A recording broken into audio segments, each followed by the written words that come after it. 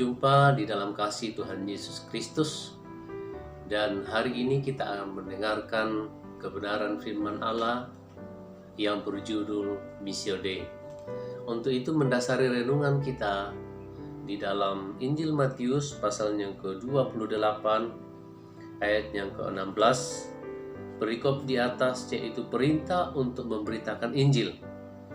Dan ke-11 murid itu berangkat ke Galilea, ke bukit yang telah ditunjukkan Yesus kepada mereka. Ketika melihat Dia, mereka menyembahnya, tetapi beberapa orang ragu-ragu. Yesus mendekati mereka dan berkata, "Kepadaku telah diberikan segala kuasa di sorga dan di bumi. Karena itu pergilah, jadikanlah semua bangsa muridku, dan baptislah mereka dalam nama Bapa dan Anak dan Roh Kudus, dan ajarlah mereka melakukan segala sesuatu yang telah kuperintahkan kepadamu, dan ketahuilah, aku menyertai kamu senantiasa sampai kepada akhir zaman." Saudara yang kekasih dalam Tuhan Yesus Kristus, ke-11 murid ini ditunjukkan satu tempat di mana mereka pergi ke bukit yang terletak di Galilea, dan kemudian Yesus ada di situ.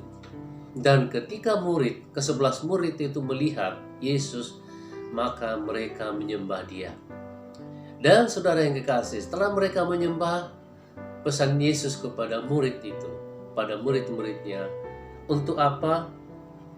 Pergi menjadikan semua bangsa murid Yesus. Ada pelipat gandaan di situ. Nah, kita sebagai orang yang sudah percaya kepada Yesus, maka saudara dan saya dikelompokkan sebagai murid-murid Tuhan. Dan apa yang kita harus lakukan sebagai murid-murid Tuhan? Yesus katakan pergi. Untuk apa? Menjadikan semua bangsa muridnya. Dan apa yang saudara dan saya andalkan untuk pergi menjadikan bangsa murid-murid Tuhan? Tidak lain adalah saudara dan saya harus memiliki kuasa, yaitu Roh Kudus. Nah, di dalam Kisah Rasul pasal 1 ayat yang ke-8, "Tetapi kamu akan menerima kuasa kalau Roh Kudus itu turun ke atas kamu, dan kamu akan menjadi saksiku di Yerusalem, Yudea, Samaria, sampai ke ujung bumi." Masih banyak orang yang belum percaya kepada Tuhan yang ada di sekitar kita. Tetapi kalau Roh Kudus ada di dalam kehidupan saudara dan saya, Dialah yang memampukan kita, memberikan hikmat dan ide-ide yang baru untuk mengkreasikan pelayanan kita untuk hormat dan kemuliaan nama Tuhan.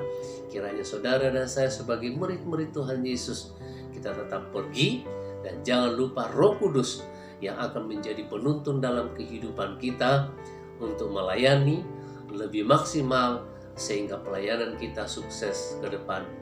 Tetap semangat, Tuhan Yesus memberkati kita semua. Haleluya. Amin.